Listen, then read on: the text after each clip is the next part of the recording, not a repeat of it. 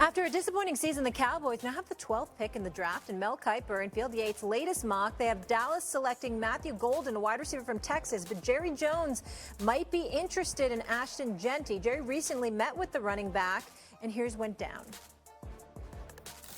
When I came in the room, he was holding this like championship belt and just looking at it. And I was like, where's this going to go? What kind of belt was it? From what? It was from a boxing championship that they had at the stadium some years ago. Okay, weird. Yeah. Why is he holding that? I don't know. Maybe he thinks I could be a champ or something. So hold up.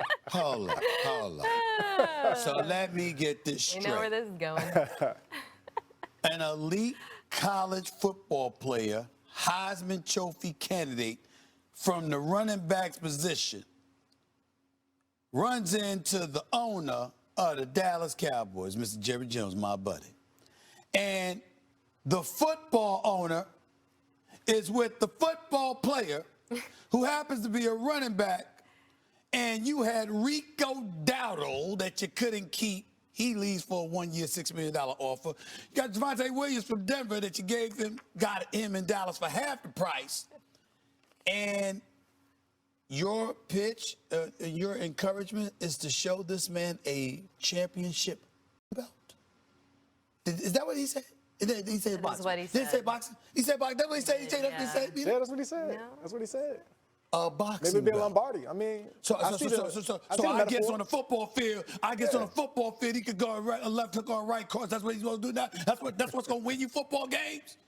Yeah, well, to me, it sounds like a little bit of a metaphor. And, I don't think Ashton Jeanty. No, hold on. I don't think Ashton Jeanty is going to be there for Dallas anyways. He's top 10. He's going to the Vegas Raiders, in my opinion. But, yeah, this is an interesting tactic to have a guy come in, into your office and you got a belt around your shoulder. So. And you would think you would want to talk about championships since you haven't seen one since 1995. There it is. I was waiting for that this whole time. Stephen A. Championship of the headlines. Come on. You got to admit they got that belt. Yes, true. That's true. Yeah. They're very talking popular. about them. They sell popularity. Yeah. They do. No doubt. They do. Absolutely. He said, draft the guy they can't tackle. Mina, what do you think about Jeanty? Where do you think he should go? Best running back in this draft, one of the best running backs I've seen since Saquon Barkley. Unbelievable football player. I want to correct myself, too. I said there were two transcendent players. Ashton Jeanty is also a transcendent player. That would be he just plays a less valued position. Right. And along those lines, EJ, you mentioned the Raiders. I do think that's quite likely. I think it's a challenging decision for them, though, given questions they have, offensive line, receiver. Chicago is a destination I really like. They put a lot of money into improving their offensive line, the interior, this offseason. I think Ashton Jeanty is a kind of back where if you add him to a decent offensive line, your run game just takes off. And I think he is that special of a player to merit a top 10 pick, and they are the type of team that is well situated for him. Before I go to EJ, both y'all, would he be a top 10 pick if it were not for the greatness that Saquon Barkley put on display this past season? I'm just asking. I'm just only talking about how the running back position has been devalued. I sense that there is a shift taking place where there's an elevated appreciation for. And he mentioned Saquon he put out a statement that was like, hey, look what Saquon did for y'all. EJ, my thoughts on this are what Saquon showed is kind of like what I said. If you have a good offensive line, paradoxically, a running back's actually more valuable because you can have the best run game on earth. If you got a bad offensive line, though, it could be worse. Like we saw Saquon with the That's Giants. a great point. You're going to use him because you can't run. That's how I look at Jeanty. I look at the numbers for the Raiders last year running the ball. So Madison had 420 yards and 4 touchdowns. And then Abdullah had 311 yards and 2 touchdowns. So, meaning if they don't take Ashton Jeanty and he's available at that pick, I think that's ridiculous. And actually, when I think about Pete Carroll and the teams that I played against in Seattle when he was coaching there, we think about beast mode. And if this kid reminds Pete of anything of what beast mode could or was when he was playing, I think this is a surefire take. And I agree with you. I think he's a transcendent player. I'll go back to what Stephen A. asked, though. I do feel like the running backs, not even just Saquon, you look at Derrick Henry, you look at Josh Jacobs, the success that these guys had at a high clip throughout the season, I do think brings more value to the running back list, because you can look at the 15th running back in this draft, and truly you still get some value out of that guy. But the top 2, top 3 guys, I think Amari Hampton also is a first-round pick. I can see him aligning with Dallas. So, yeah, I do think the backs in the NFL currently having a great year helps these younger dudes. I agree with you. That's why I asked the question. I just think it's a waste of time if you either the two situations. A, if you don't have a good offensive line, or B, you're not committed to prioritizing having a good offensive line. Then don't even think about a running back, because all that's a waste Well, of let me time. ask you this, though. Who's to say the line could get better into next year's draft? Maybe this year it's in progress. Again, this is the first year where Pete Carroll's back, and you just re-signed Geno Smith to an extension. I think it was an extra 2-year deal or something like that. So he's going to be there for a while. He's going to be their guy.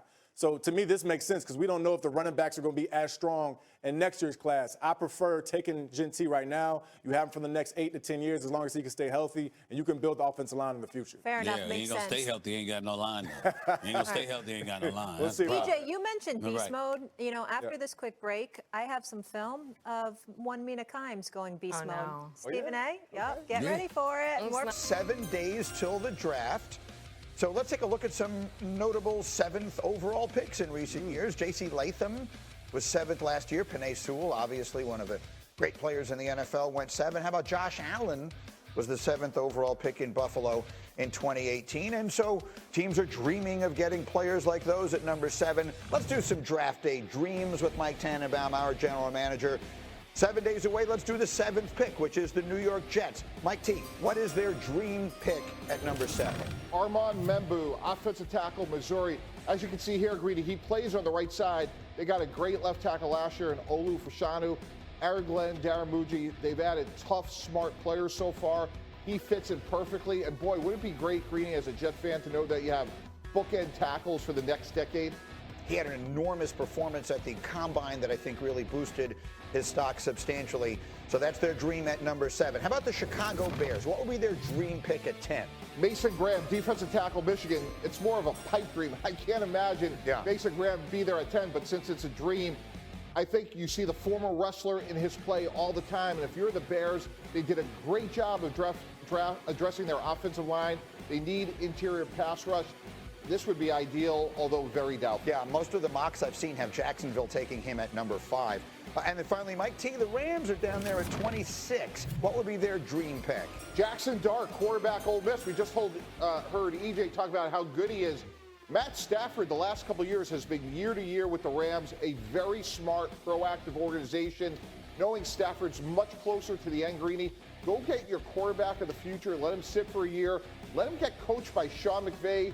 Adam alluded to the development of Bo Nix with Sean Payton. I think this is a great pick for the Rams for the next decade. Shefty, 26 feels to me like a really interesting spot, because I could see the Rams choosing their quarterback of the future, or I could see them trading out of that spot if there's a team that wants to come up and get theirs. Yeah, I don't see the Rams going quarterback in round 1. I could see them visiting quarterback at some point in the draft, but again, this is about value, and my sense is there'll be some teams there that think that they're better off waiting on a quarterback rather than opting for one, thus the lower expectation of quarterbacks picked in round 1 that we discussed in the previous segment. And quickly, as we have a special guest waiting for us, you also said to me earlier this morning that if there are teams that want to move up to the back end of round 1, you think there will be no shortage of opportunity. There are any number of teams right now that are willing to move back. So if the New York Giants or Cleveland Browns or New Orleans Saints want to come back up into the first round, they will be able to find a willing trade partner to go back in the draft. Okay, let me leave it here for the moment. Obviously, a lot of football conversation has been going on, and Mel Kiper will join us. But we have 2 special guests in our studio. One of them is a human being, and the other one is one of the most coveted and famous trophies in all of sports. So in the most recent book that Hembo and I did, which is called Got Your Answers, we put together a list of the 5 most coveted prizes, if you will, trophies and the like in all of sports. And here are the top 5. We've got the yellow jersey at the Tour de France, which is worn by whichever rider is the current leader of the general classification. Miguel Indurain is actually the all-time record holder. He has 5 yellow jerseys. Of course, Lance Armstrong won 7 of them. He had to give all 7 of them back. But there's very few things in sports as recognizable as that yellow jersey. Everyone knows what it is. I also put the Heisman Trophy high on this list. Archie Griffin, as you know, is the only player ever to win it twice. Travis Hunter won it last year. The pose is so iconic. Everyone knows it. The Heisman is the kind of thing, I always say it's the most exclusive fraternity in the history of collegiate sports. The Heisman Trophy most certainly has to go on the list. The green jacket is most certainly on the list. The winner at the Masters, we just saw Rory McIlroy get his. It's all about that jacket. That moment when they slip the jacket onto the shoulders of the winner, I still get goosebumps. Sam Snead was actually the first winner of the Masters who got one in 1949. The jacket is the official attire worn by members of Augusta National, and it is one of the truly great, iconic trophies, if it can be described as that, in all of sports. The next one that we put on the list here is the Olympic gold medal. Obviously, there are very few things that are as immediately recognizable as an Olympic gold, and my favorite stat maybe in the history of sports is that Michael Phelps is the most decorated Olympian with 23 gold medals. There's no one else in history who has more than 9, which means no 2 Olympians together ever won as many as Michael Phelps did, and you see maybe the most famous American gold medal of all time. And then the next one, you know it, it's the Stanley Cup. When the words are spoken, the cup is in the building. It still makes most people's skin start to tremble a little bit. There it is. The cup is here in the building with us today. Đổ xăng của mình thôi.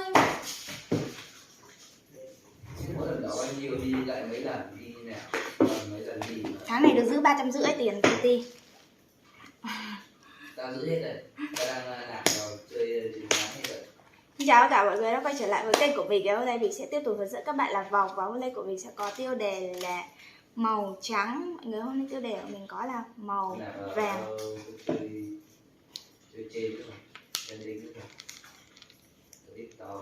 Cái đợt này tao thấy da của tao nó cứ đi xuống, nó cứ kiểu như cái lão hóa rất là